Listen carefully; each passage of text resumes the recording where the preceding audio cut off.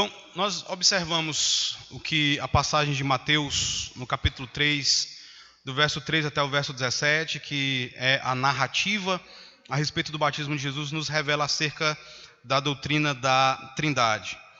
Existem alguns textos no Novo Testamento que são muito interessantes, e eu mencionei no início o seguinte, que às vezes nós pedimos uma passagem que afirme a doutrina da Trindade. E eu disse que não há. Mas há uma passagem que eu gostaria que vocês observassem em 1 João, no capítulo 5. Abram lá.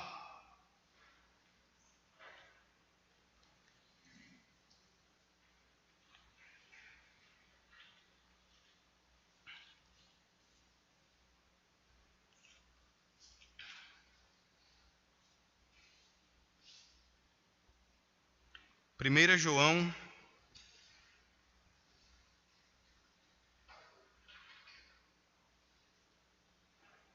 capítulo 5,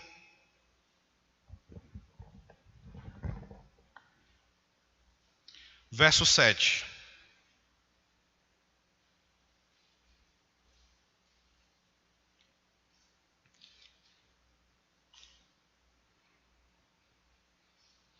Vamos ler todos juntos? O que diz? Diz assim: pois há três que dão testemunho no céu: o Pai, a Palavra e o Espírito Santo, e estes três são um. Então veja só, eu mencionei no início que não há nenhum texto que fale a respeito da doutrina da Trindade. O que é que nós fazemos então com essa passagem? E por que nós não podemos... Por que nós não podemos usar essa passagem como texto prova para a Trindade?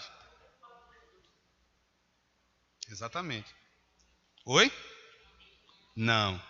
Não, porque veja só, o Pai, a Palavra e o Espírito Santo. A palavra aí é o Logos, é a mesma palavra que aparece lá no início do Evangelho de João, que vai dizer, no princípio era o Verbo, e o Verbo estava com Deus, e o Verbo era Deus. Então ali é Logos, aqui é Logos, é a mesma, está falando aqui da mesma pessoa. A pergunta é, por que nós não podemos usar esse texto aqui como texto prova no Novo Testamento para a doutrina da Trindade? Veja só, se você observar, veja aí no verso 7. Logo depois da palavra testemunho, o que é que aparece? Um colchete. E esse colchete vai fechar no verso 8, logo depois da palavra terra. Tá? Vocês vão se deparar com várias outras passagens que vão ter esses textos aí entre colchetes. O que esses colchetes querem dizer? Por que eles são inseridos aí? Quem se arrisca? Um de cada vez. Veja só, não tem a ver com a tradução em si, tem a ver com os manuscritos. Tá? São textos disputados. Tá? São trechos que são discutidos. Por quê? São textos que não aparecem ou em todos os manuscritos ou não aparecem nos melhores manuscritos. Um manuscrito, para ele poder ser considerado como melhor manuscrito, ele tem de ser mais antigo. Porque quanto mais antigo o manuscrito, mais próximo dos autógrafos, mais próximo dos apóstolos. Quanto mais recente, mais distante, então maior a chance de não corresponder à realidade. Tá? Quanto mais antigo, melhor. E o que vai acontecer? Esse texto ele vai estar ausente em muitos manuscritos antigos e ele vai estar presente em muitos manuscritos recentes. Tá? Então por que ele é preservado na nossa tradução? Porque ele ensina doutrina ortodoxa. Fora o fato de que, por mais que ele esteja ausente de manuscritos antigos, ele está presente em muitos manuscritos, embora recentes. Tá? E a maneira como ele aparece redigido em muitos manuscritos recentes não tem diferença, não tem mudança nenhuma, é exatamente igual. Por isso, alguns estudiosos vão acreditar que esse texto ele foi corretamente preservado numa tradição textual chamada textos receptos. Se você tiver uma Bíblia da Sociedade Bíblica Trinitariana, a Sociedade Bíblica Trinitariana vai usar esse texto. Tá? Então, por isso ele é preservado. Para nós que já cremos nessa doutrina, ele serve para nós. Mas para alguém, digamos, um adepto de uma seita, com quem você vai discutir, ou a quem você vai confrontar, né, diante de quem você vai fazer apologética, ele não vai poder ser usado como texto prova, porque é um texto disputado. Eu e você, nós que cremos nisso aqui, a gente lê, a gente só tem a dizer o quê? Amém. Mas para uma testemunha de Jeová, tá? Para um Moisés vocalista lá do Voz da Verdade, esse texto aqui ele não tem força probatória. Tá? Para a gente serve, sim? Não? Tá. Então vejam só, meus irmãos. Além dessa passagem, eu queria que vocês observassem dois textos que vão ser muito interessantes a respeito de Jesus diante do Shema de Israel. Lembrem, o Shema diz: ouve Israel, o Senhor, nosso Deus, é o único Senhor. Deus é único, tá? Há um só Deus. Então como é que fica, digamos, Jesus diante do Shema de Israel? Abram suas Bíblias aí, em 1 Coríntios 8. Às vezes há detalhes nas passagens que nós já lemos muitas vezes e nós não percebemos esses detalhes aqui. Mas vejam em 1 Coríntios 8.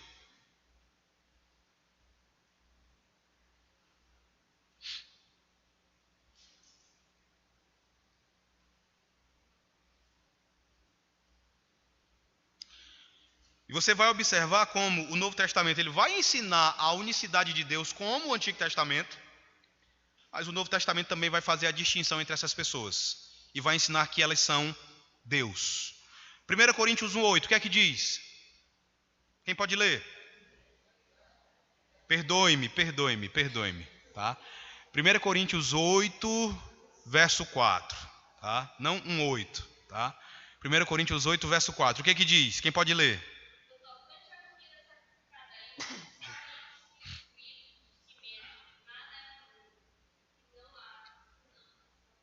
O que o final do verso afirma aí? O que é isso? Monoteísmo. Há um único Deus. Não há dois deuses, não há Deus além do Senhor. Agora avance 2 versículos e leia o verso 6. O que diz?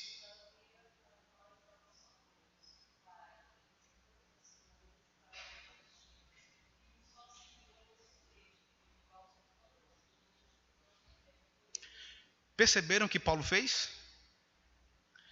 No verso 4 ele faz a afirmação de que há um único Deus. Veja só, ele diz: não há senão um só Deus. Monoteísmo, unicidade de Deus. O que ele faz aqui no verso 6? Ele está repetindo o Shema, mas ele está aplicando o Shema a 2 pessoas. Volte para o Shema lá em Deuteronômio capítulo 6, verso 4.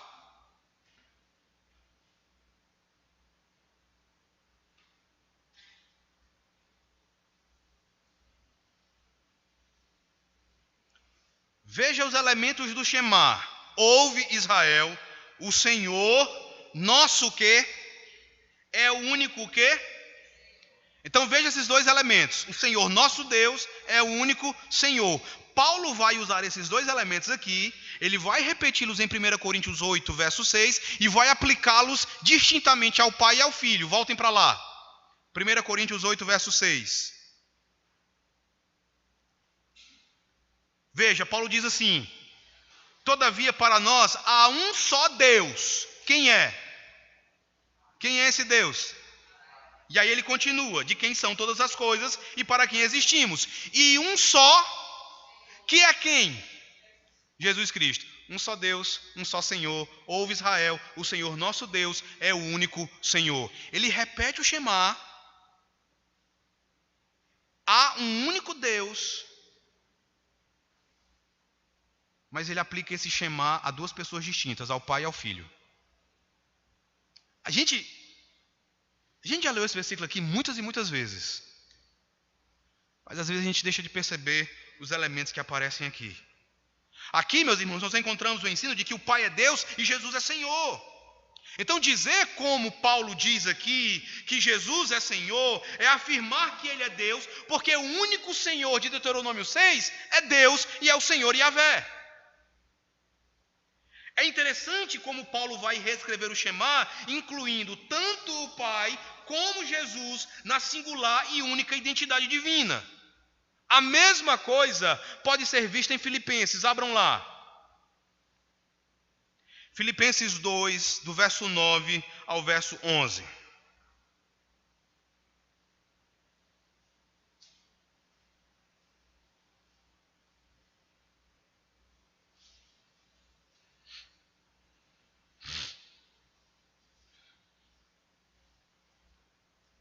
Filipenses 2, de 9 a 11. Vamos ler todos juntos. Diz assim: pelo que também Deus o exaltou sobremaneira e lhe deu o nome que está acima de todo nome, para que ao nome de Jesus se dobre todo joelho nos céus, na terra e debaixo da terra, e toda língua...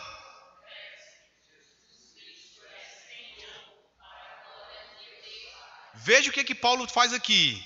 Então, todo joelho vai se dobrar diante de Cristo, toda língua vai confessar que Jesus Cristo é Senhor, para a glória não do próprio Cristo, mas para a glória de outra pessoa, a saber, o Pai.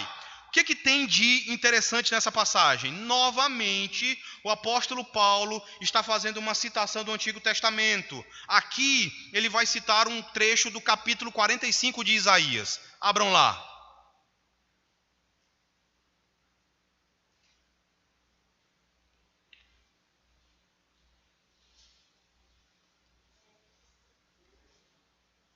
Verso 22 e verso 23. Isaías 45, verso 22 e verso 23. Mais uma vez, não se cansem, mas vamos ler todos juntos, tá? Isaías 45, 22 e 23 diz assim, leiamos.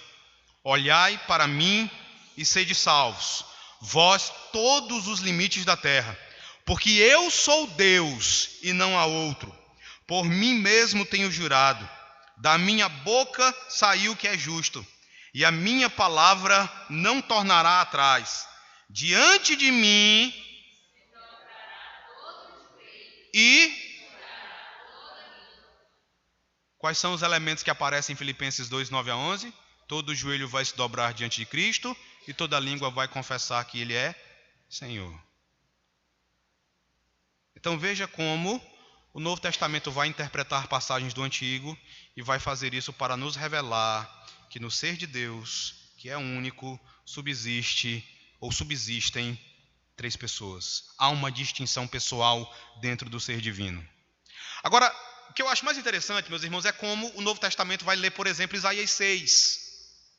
Abram em Isaías 6. É muito interessante esse texto e a maneira como o Novo Testamento vai interpretar essa passagem, e assim nós podemos ter ainda maior segurança a respeito da doutrina da Trindade.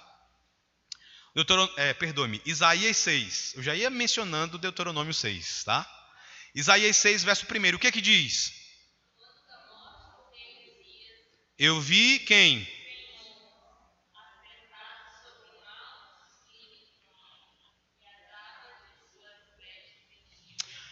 Não dá muito trabalho para entender que aqui ele está falando, né, que aquele que está sentado sobre o trono é Deus. Não dá trabalho para a gente entender isso.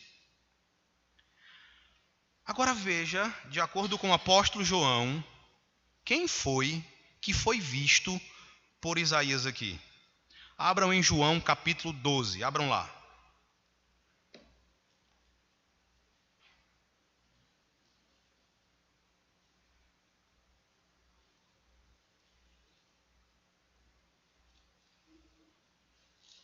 João 12.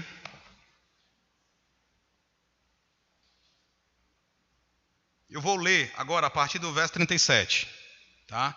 Veja que João vai citar a profecia de Isaías 6. João 12, a partir do verso 37, diz assim: E embora tivesse feito tantos sinais na sua presença, não creram nele, para se cumprir a palavra do profeta Isaías, que diz: Senhor, quem creu em nossa pregação e a quem foi revelado o braço do Senhor?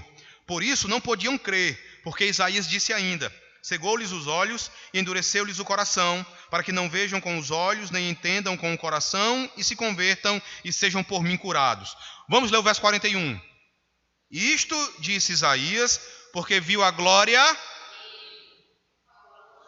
Então Isaías, de acordo com João, viu a glória de quem? De Cristo.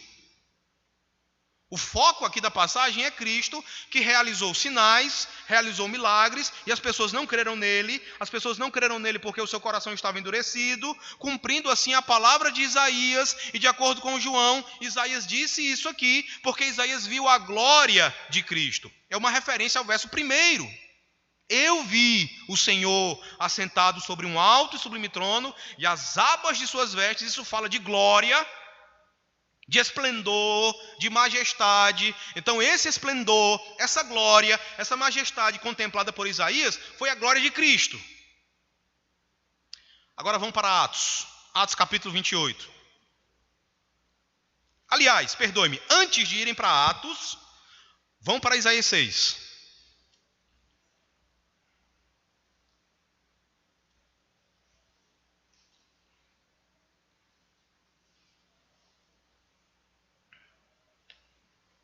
A gente não vai ler todo o capítulo, mas você observa o seguinte. O fluxo do capítulo é o seguinte. Isaías vê o Senhor, ele vê o culto prestado pelos serafins em torno do Senhor. Ele então confessa o seu pecado, a sua iniquidade, a iniquidade do seu povo. Ele então é purificado pelo Senhor e também é comissionado por Deus.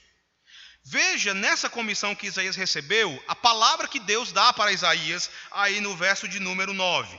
Diz assim: então disse ele, vai e dize a este povo, ouvi, ouvi e não entendais, vede, vede, mas não percebais. Torna insensível o coração deste povo, endurece-lhe os ouvidos e fecha-lhe os olhos, para que não venha ele a ver com os olhos, a ouvir com os ouvidos e a entender com o coração, e se converta e seja salvo. Agora vá para Atos 28, com essa palavra de Deus aqui em mente. Atos 28.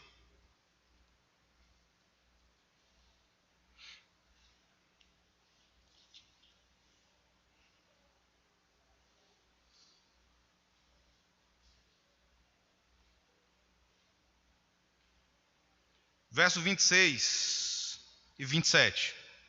Leiam comigo esses dois versículos. Atos 28, verso 26 e verso 27. Diz assim: vai a este povo e diz-lhe, de ouvido ouvireis e não entendereis, vendo vereis e não percebereis, porquanto o coração deste povo se tornou endurecido, com os ouvidos ouviram tardiamente e fecharam os olhos, para que jamais vejam com os olhos, nem ouçam com os ouvidos, para que não entendam com o coração e se convertam e por mim sejam curados. Você olha agora para o rodapé da sua Bíblia e você vai ver que texto é que o apóstolo Paulo está citando. Qual é? Isaías 6, verso 9 e verso 10. A pergunta que eu faço agora a vocês é: quem foi que disse essas palavras aqui? Veja, João viu a Cristo, João viu a glória de Cristo. Agora perceba quem que, de acordo com Paulo, disse essas palavras. Verso 25. Verso 25 diz assim: e havendo discordância entre eles, despediram-se, dizendo Paulo estas palavras. Bem falou quem? Então quem é que está envolvido ali naquela passagem de Isaías 6? A Trindade. Quem é que aparece ali em Isaías 6? O Deus triuno.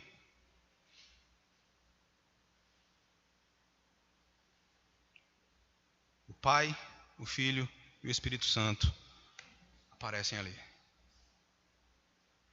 Numa mesma passagem, à medida que você lê o Novo Testamento e vê como o Novo Testamento interpreta essa passagem.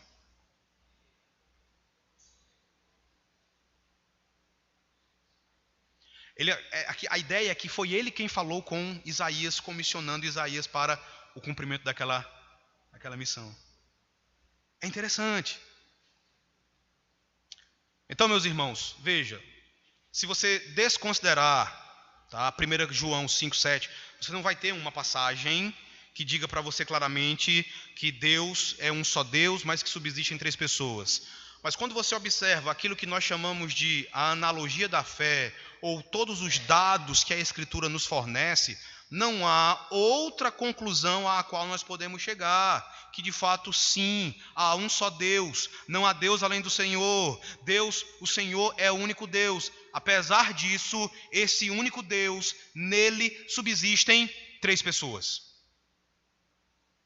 E aí você vai observar que o Filho, no caso Jesus, ele vai ser adorado como Deus. O Novo Testamento vai falar dele a respeito, vai falar dele como Deus. João capítulo 1 talvez seja a passagem mais clara. No princípio era o Verbo, e o Verbo estava com Deus. O Verbo era Deus, e o Verbo se fez carne e habitou entre nós, cheio de graça e de verdade.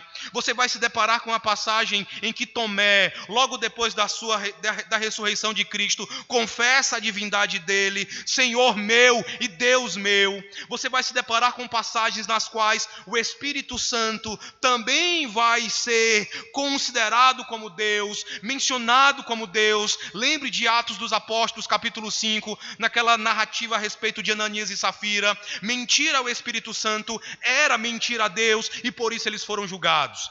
Não obstante, esse único Deus, nele subsistem três pessoas distintas. O Pai não é o Filho não é o Espírito não é o Pai, e assim sucessivamente. É a isso que nós denominamos trindade ontológica, ou trindade essencial. Ontologia fala da essência, ou fala da natureza de algo. Então, eu disse há pouco, antes do intervalo, que nós precisamos ter em mente dois conceitos. Um deles é trindade ontológica. Quando nós falamos de trindade ontológica, nós estamos falando de como a trindade é essencialmente, em sua essência. Nós estamos, por exemplo, dizendo que Pai, Filho e Espírito Santo são Deus com os mesmos atributos, o mesmo poder, a mesma glória, a mesma majestade. Assim como o Pai é onipresente, assim o Espírito também é onipresente. Jesus é onipresente?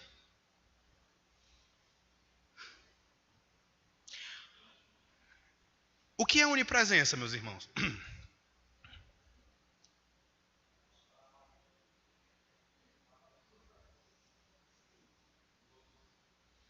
Em todos os lugares, né? Não é só isso.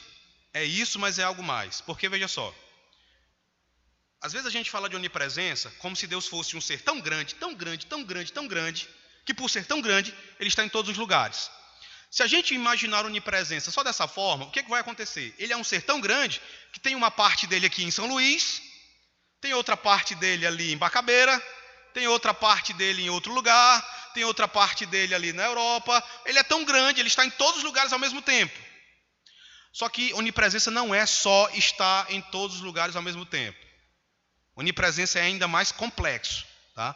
Onipresença significa estar em todos os lugares ao mesmo tempo e em cada lugar com 100% da sua presença, 100% da sua essência. Então, não tem ou não está aqui apenas uma parte do ser de Deus. Deus está aqui em sua plenitude. Deus está lá na Bacabeira em sua plenitude. Deus está em cada lugar na sua plenitude. Dá para entender isso intelectualmente? Não dá. Então, pegue esse conceito de onipresença ou pegue o conceito mais popular. Está em todos os lugares ao mesmo tempo. Jesus é onipresente ou, quando ele estava aqui, ele era onipresente? Cuidado com a resposta. Porque se você disser que ele era, eu vou pedir para você provar. Se você disser que ele não era, eu vou chamar você de herege. Estou brincando, tá?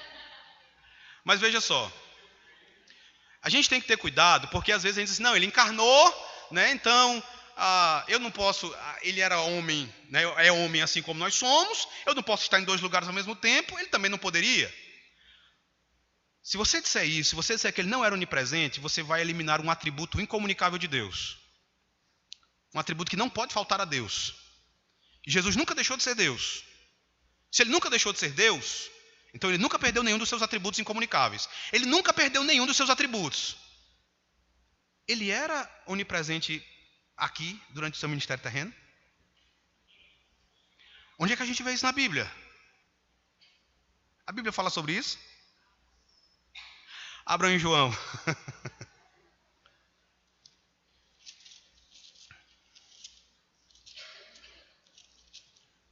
A gente vai ter mais um texto aí com colchete, tá? João 3,13.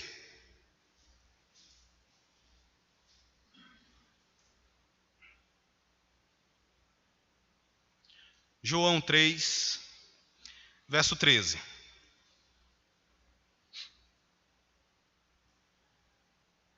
Vamos ler todos juntos? O que diz? Ninguém subiu ao céu, senão aquele que de lá desceu, a saber, o Filho do Homem. Um detalhe em relação a esse texto, que é diferente daquele de 1 João 5,7. Aqui você já tem manuscritos antigos que trazem essa redação final que está no céu. Então você considerando isso aqui como verdadeiro, olha o que é que Jesus está dizendo. E ele está falando a respeito dele mesmo. Ninguém subiu ao céu, senão aquele que de lá desceu, a saber, o Filho do Homem que desceu, mas está lá. Tem alguma passagem sem colchete que nos permita fazer essa inferência? Abram aí no capítulo 1 de João. É muito interessante essa narrativa a respeito de Filipe e Natanael.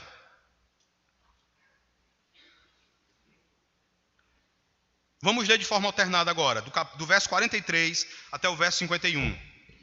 João, capítulo 1, do verso 43 até o verso 51.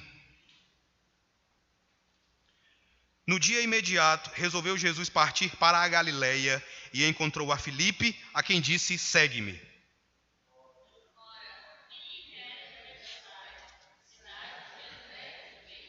Filipe encontrou a Natanael e disse-lhe: achamos aquele de quem Moisés escreveu na lei e a quem se referiram os profetas, Jesus, o Nazareno, filho de José.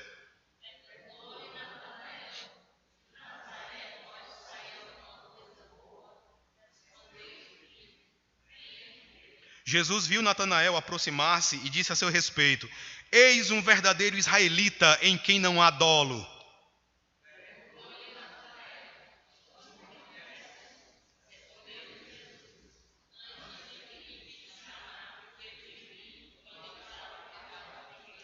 Então exclamou Natanael: mestre, tu és o filho de Deus, tu és o rei de Israel.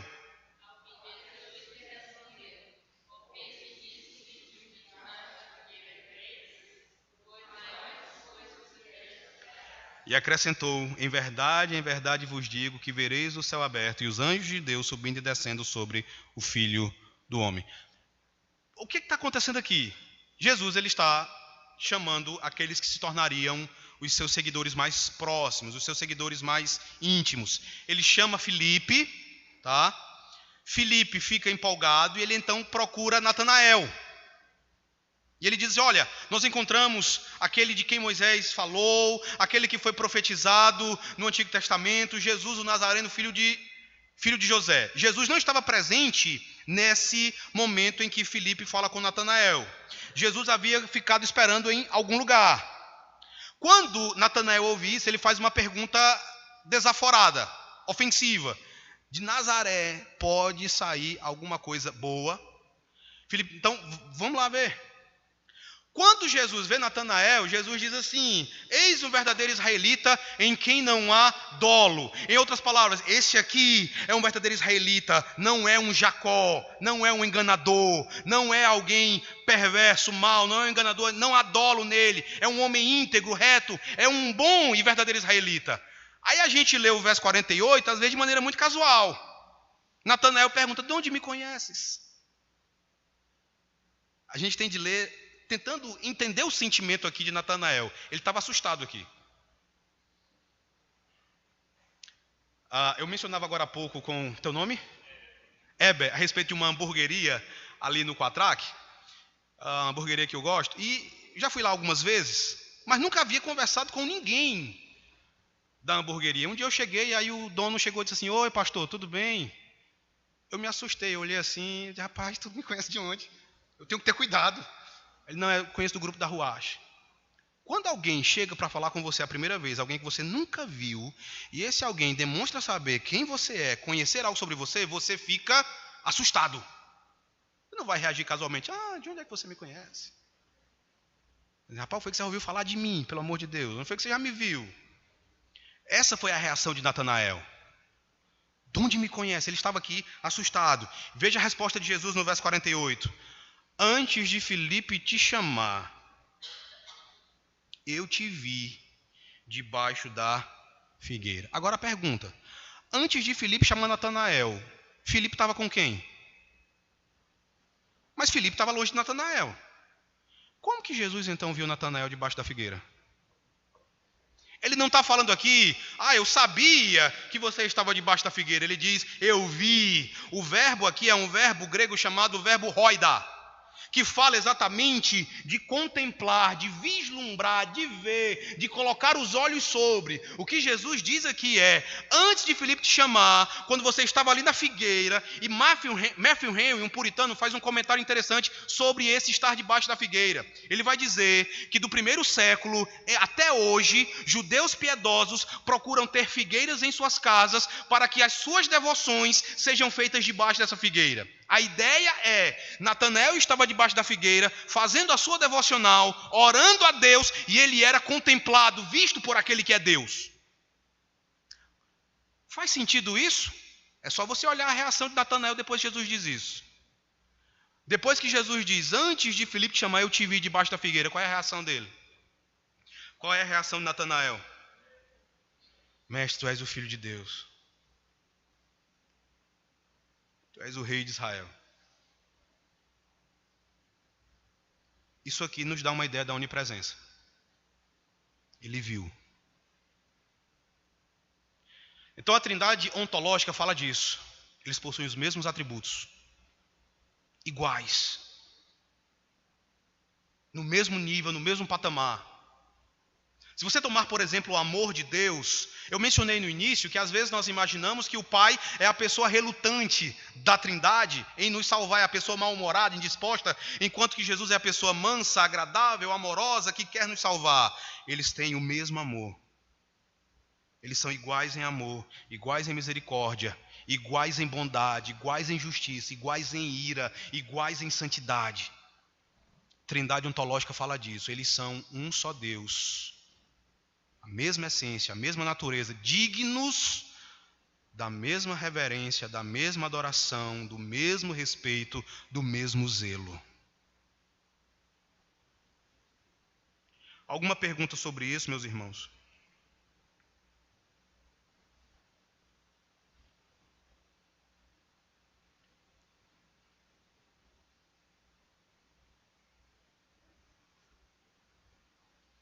Alguma pergunta a respeito da doutrina da Trindade? Podem ficar à vontade.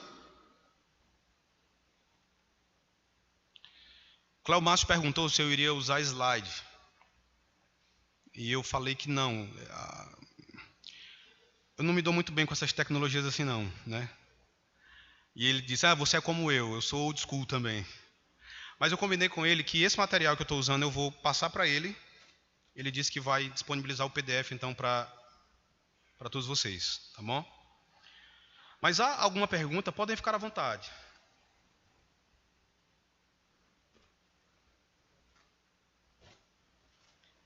Deu?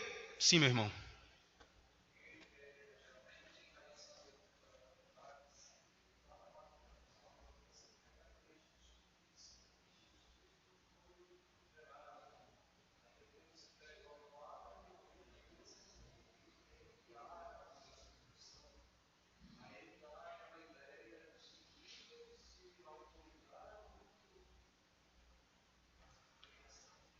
Perfeito. Isso não diz respeito, veja só. Eu falei sobre trindade ontológica e eu mencionei outro conceito. Qual foi o outro conceito que eu mencionei? Trindade econômica. Tá? Economia, meus amados irmãos, diz respeito a como as coisas são realizadas, como as coisas são distribuídas, como as coisas são, digamos, administradas. Tá? Os primeiros a usarem essa palavra economia foram os filósofos Xenofonte e Platão. Platão, por exemplo, quando falou de economia, falou da maneira como uma casa é administrada ou como os negócios de uma casa são administrados. Xenofonte usava a economia como um esquema ou um plano que é posto em execução. Então, quando a gente fala de trindade econômica, a gente fala sobre como cada pessoa realiza determinada obra ou executa determinado papel em uma determinada obra. Por que eu estou mencionando isso? Na trindade econômica não há subordinação. Lembrem que há pouco eu mencionei que as três pessoas são dignas do mesmo louvor, da mesma reverência, do mesmo respeito, são igualmente Deus. Lembram? Quando a gente trata das obras de cada pessoa ou dos papéis desempenhados, você vai perceber sim que há uma subordinação. Essa subordinação, ela não é, ou essa submissão, ela não é de essência, ela é de papel. Ela é para o cumprimento de uma função. É aí que vai entrar, por exemplo, a geração do filho. E essa, a eterna geração do filho, ela é muito mal compreendida. Porque ela não tem o sentido de ele ter sido criado ou de o filho ter tido início. Tanto é assim que tomou-se o cuidado de adicionar a palavra ou o qualificativo eterna antes de geração. O filho é eternamente gerado. Significa dizer que a relação dele com o pai, eternamente, é a relação de pai e filho. Não marca um começo. Não é que houve um período em que ele não existia. Mas eternamente ele é o filho do pai. Eternamente ele desfruta desse relacionamento. Economicamente, isso também tem uma aplicação. Nós também falamos da geração do filho como um sinônimo da ressurreição. Abram suas Bíblias em Atos dos Apóstolos. Veja como é que o apóstolo Pedro interpreta, por exemplo, o Salmo 2. Atos 2.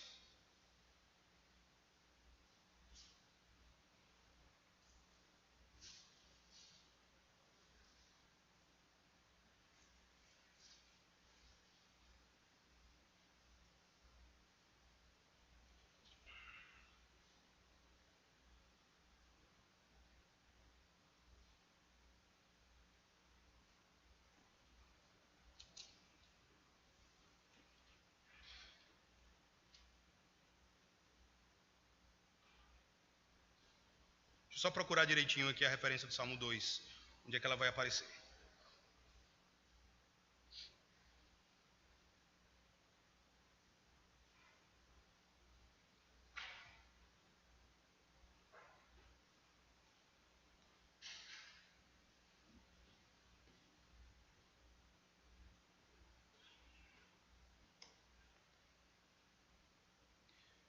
Só um minuto. Como diria aquele filósofo Faustão, programa ao vivo acontece isso.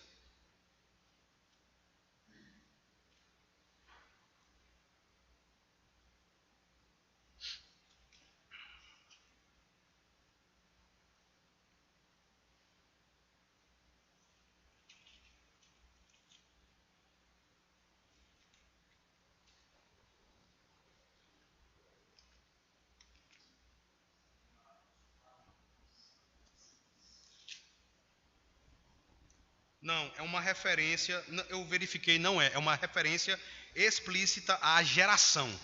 E essa referência é uma aplicação à ressurreição. Atos 13.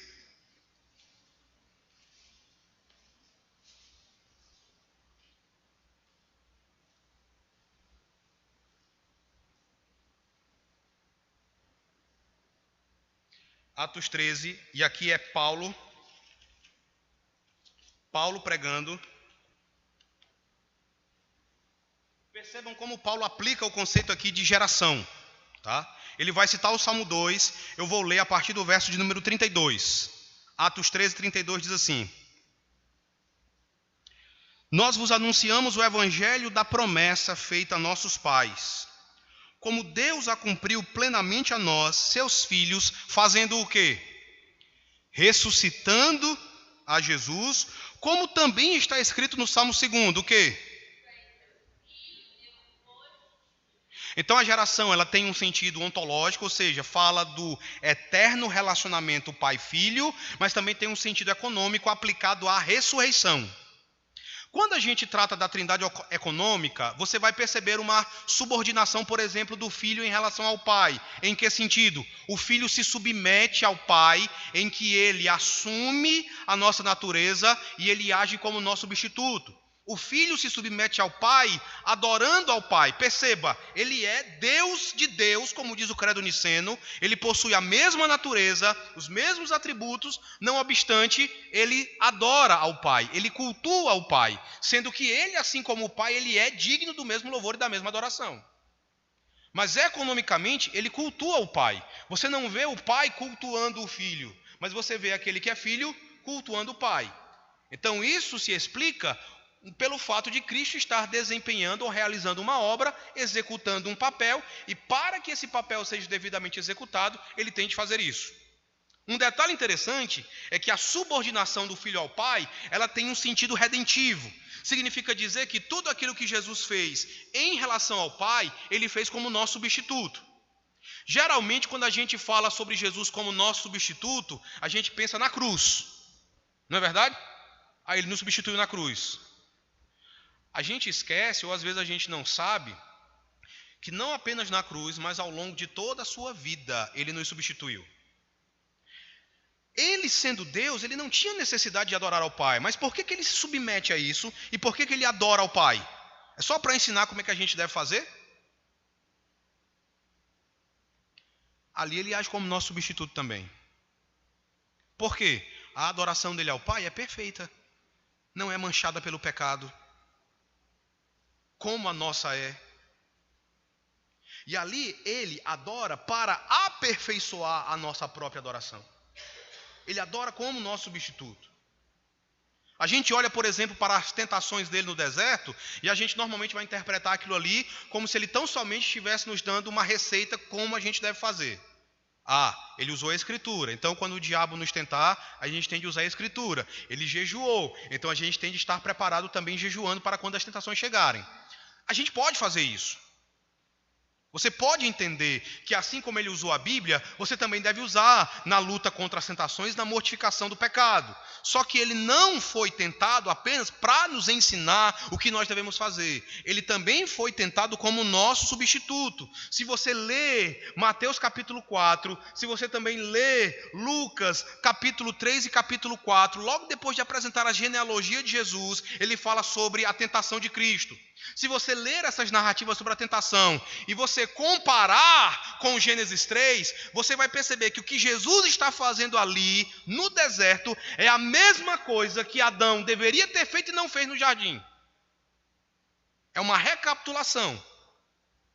E ele faz isso para vencer o diabo, para obter êxito onde Adão falhou.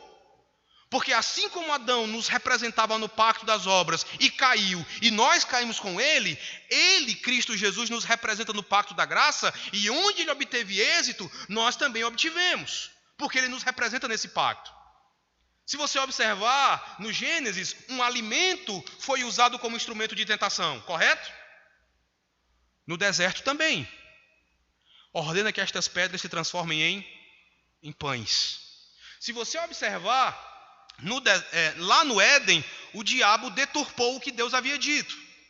Foi isso que Deus disse: não comereis de toda a árvore do jardim?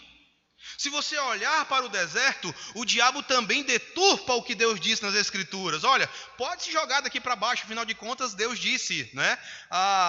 Aos seus anjos dará ordem para que te segure e não tropeces em pedra alguma. Se você observar no jardim em Gênesis 3, o diabo iludiu os nossos pais com a promessa de glorificação fácil. Os nossos pais deveriam se manter obedientes. Eles deveriam obedecer a Deus. Chegaria o tempo em que Deus os confirmaria naquele estado de santidade. Mas o diabo vem e diz: olha, a partir do momento que vocês comerem desse fruto, vocês serão como Deus. Vocês serão conhecedores do bem e do mal. Há um caminho mais fácil para a glória. Basta que você tome e coma. Quando você olha para o deserto em Mateus 4 e também no texto de Lucas, também havia a promessa de glorificação fácil. Quando Jesus encarnou e veio, ele já sabia que no final do seu estado de humilhação, ele seria glorificado e ele receberia a autoridade sobre todo o céu e terra, como ele mesmo vai dizer no final de Mateus 28, no verso 19, toda autoridade me foi dada nos céus e na terra. Mas o diabo vem até ele ali no deserto e apresenta um caminho mais fácil. Ele apresenta os reinos do mundo e diz o quê? Tudo isso eu dou para você, basta que você se ajoelhe e me adore. Veja os elementos. Então ali no deserto ele também age como nosso substituto. Então a economia da salvação fala exatamente sobre isso, meu irmão. E é por isso que você vai ver a referência ou referências ao filho se submetendo ou se subordinando ao pai. E o mais maravilhoso é que, sendo Deus, tendo a mesma dignidade, a mesma essência, ele tem prazer nisso. E lembra que eu falei que a Trindade é uma doutrina eminentemente prática? Que ela influencia até os nossos relacionamentos? Ela deve influenciar, por exemplo, o relacionamento entre marido e mulher. Homem e mulher têm a mesma essência, a mesma natureza, são iguais, mas têm papéis distintos dados por Deus. Assim como o pai e o filho são iguais em essência, mas realizam papéis distintos, e você vê o filho se subordinando ao pai e tendo prazer nessa subordinação. Ele não vê isso como um peso. A mesma coisa em relação ao envio do Espírito Santo. Não diminui a divindade dele, não diminui a sua dignidade, mas apenas é como ele foi, ou apenas como ele realiza o seu papel na obra de nos convencer do pecado, da justiça e do juízo. É o papel dele. Prestem atenção como essa questão dos papéis que cada pessoa desempenha na obra da salvação e, por exemplo, na adoração, são interessantes. Qual é o papel do Espírito Santo, por exemplo, na evangelização? Qual é? A respeito de quem? Ele convence o pecador a respeito de quem? Abram lá em João 16. Porque veja só, você vai ouvir falar, você vai ver até alguns livros de alguns autores, por exemplo, Francis Chan, ele escreveu um livro chamado Deus Esquecido, no qual ele acusa a igreja de ter esquecido o Espírito Santo e ter enfatizado demais o Pai e Jesus Cristo. Veja aí João 16. João 16, capítulo 16.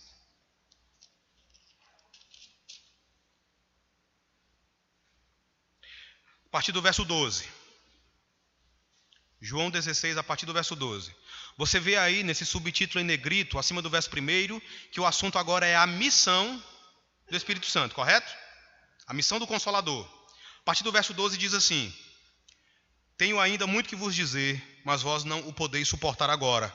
Quando vier, porém, o Espírito da verdade, ele vos guiará a toda a verdade, porque não falará por si mesmo, mas dirá tudo o que tiver ouvido e vos anunciará as coisas que hão de vir. Ele me glorificará, porque há de receber do que é meu e vou-lo há de anunciar. Então, na evangelização, a função do Espírito Santo é falar a respeito de Cristo. É chamar a atenção do pecador para Cristo, não para ele mesmo. É encantar o pecador com Cristo, não com ele mesmo. Há um teólogo chamado J.I. Packer, e ele vai usar uma ilustração interessante para falar da obra do Espírito Santo dentro da Trindade econômica. Ele vai dizer que é como se o Espírito fosse um holofote para iluminar a cruz de Cristo, para que os pecadores vejam a cruz de Cristo e se prostrem diante dela. Não diante dele, Espírito Santo. Mas ele não é Deus? É. Ele não é igualmente digno de adoração? É, mas ele não vem para falar do que é dele. Ele não vem para se colocar em evidência. Ele vem para colocar Cristo em evidência.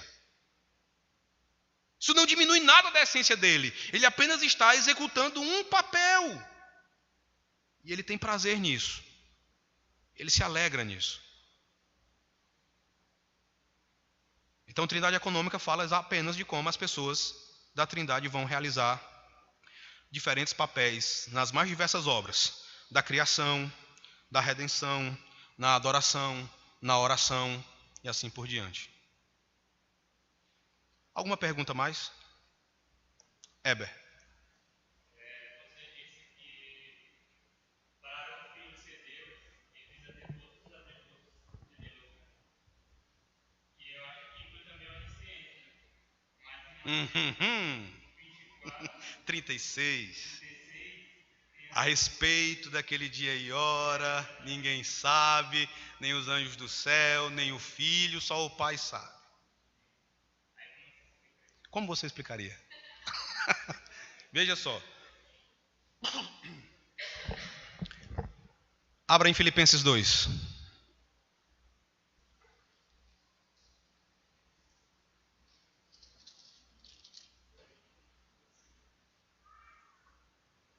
Filipenses 2.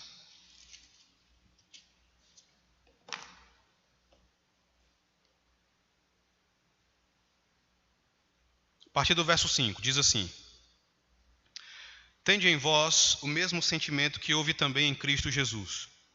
Pois ele, subsistindo em forma de Deus, não julgou como usurpação o ser igual a Deus. Antes, a si mesmo se esvaziou, assumindo a forma de servo, tornando-se em semelhança de homens e reconhecido em figura humana. Até aí. No estudo da pessoa de Cristo, Heber, há um ponto em que nós estudamos o que é chamado de a doutrina da kenosis. Kenosis é a palavra aqui para esvaziar-se.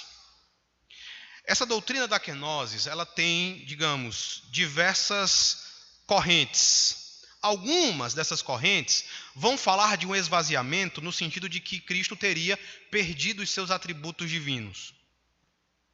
Isso vai ser muito comum, principalmente em teólogos mais afeitos à teologia liberal. Então eles vão ensinar que eles não vão negar que Jesus era Deus, mas vão dizer, mas ele perdeu todos esses atributos, ele se esvaziou de todos esses atributos. Nós temos também uma forma de doutrina kenótica, nós também confessamos a kenosis, mas o que nós dizemos é que em vez de um esvaziamento, em vez de uma sublimação desses atributos, houve uma limitação na manifestação desses atributos. Ele não os perdeu, mas ele deixou de manifestar alguns. Possuir o atributo e manifestar o atributo são coisas completamente distintas. Por exemplo, Deus é eternamente misericordioso, correto? Mas a manifestação da misericórdia, ela só passa a acontecer quando o pecado entra no mundo. Deus ele já era misericórdia antes do pecado, mas a manifestação, ela só aparece após a queda. Até a queda, esse era um atributo que não era manifestado, mas ele o possuía. Tá? Misericórdia nada mais é do que você colocar o seu coração na miséria do outro. É você perceber a dor do outro e agir para dirimir o sofrimento do outro. Ele sempre foi misericordioso, mas a manifestação do atributo só passa a existir após a queda. A mesma coisa, ou semelhante, você vai ter em relação à onisciência. Ele não perde, ele não deixa de ser onisciente, mas ele não manifesta esse atributo momentaneamente. Lembre que aqui, na verdade, da encarnação até o sepultamento, Jesus vive o que é chamado de estado de humilhação. A ignorância desses eventos aqui fazem parte desse estado de humilhação. A gente vê às vezes as pessoas dizendo o seguinte, ainda hoje, quando mencionam esse texto, meus irmãos, ninguém pode marcar a data da volta de Cristo, porque nem Cristo sabe, como se hoje ele não soubesse. Se você disser isso, você causa uma ruptura na Trindade. Paulo, em 1 Coríntios capítulo 2, diz que ninguém conhece a mente de Deus, senão o Espírito. Então veja, o Pai conhece, não conhece a data da volta? Se o Espírito é aquele que conhece a mente de Deus, o Espírito também sabe, não sabe? Como é possível que o Pai e o Espírito saibam algo e o Filho não? Se você confessar isso, você causa uma ruptura na Trindade. Uma ruptura ontológica, essencial. Como é que é melhor entender esse versículo? Estado de humilhação. Algo momentâneo. Que encerra-se, acaba, quando inicia-se o seu estado de exaltação com a sua ressurreição. Tá? Algo mais? Teu nome? Natanael. Eis um verdadeiro israelita em quem não há dolo.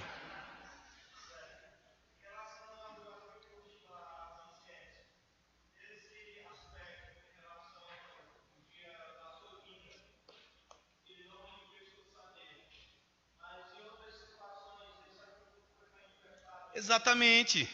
Que ele conhecia, né? Ele conhecia o que as pessoas pensavam, ele conhecia o que as pessoas manifestavam no coração. Inclusive, na passagem que eu vou expor amanhã na igreja, diz exatamente isso.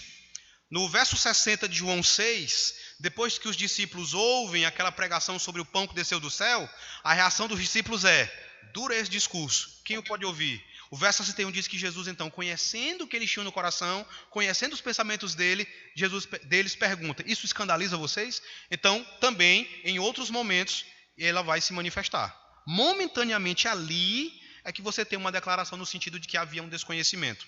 Mas você não pode imaginar que hoje isso ainda permanece, ou que naquela ocasião esse atributo tinha sido perdido. Tá? Perfeito.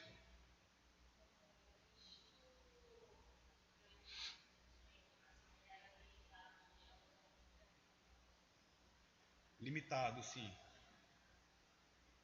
Mas assim, durante a sua encarnação não, porque ele ainda está encarnado hoje. Tá? A encarnação não acabou. Tá? No seu ministério terreno. Pronto.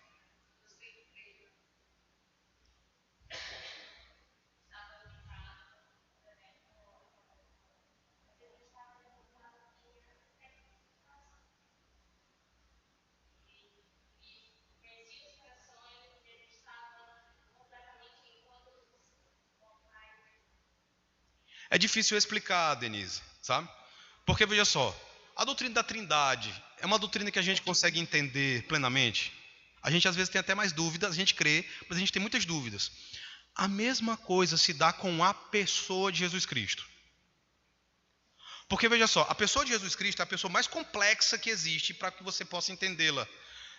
Nós temos uma só natureza. E nós não nos entendemos. Quando você olha para a pessoa de Cristo, você lida com uma pessoa que tem duas naturezas. Uma natureza divina e uma natureza humana. Que, como dizem as nossas confissões e os credos antigos, essas duas naturezas são naturezas distintas, não se misturam, mas estão juntas. E aí você vai ver a mesma pessoa tendo fome, a mesma pessoa cansada, mas ressuscitando mortos, acalmando o mar, conhecendo o que há no coração de alguém, desconhecendo a data da sua vinda. Agora, até que ponto não sabe? O que você sabe é que é, como dizia aquele filósofo, só sei que é assim. Tá? Porque a pessoa dele é complexa. Quando vocês tiverem um módulo de cristologia, vocês também vão ver o que é bom para tosse. Sim, meu irmão.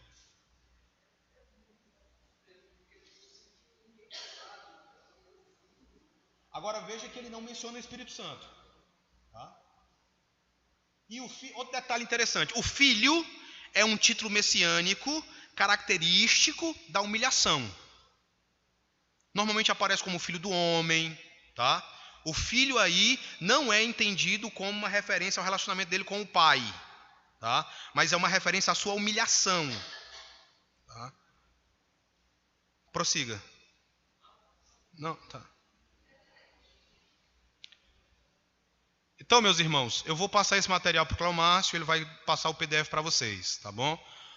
O que eu oro é que vocês saiam daqui entendendo que a doutrina da Trindade não é uma doutrina maçante, é uma doutrina complexa, uma doutrina difícil. Nós somos finitos, rasos, tá?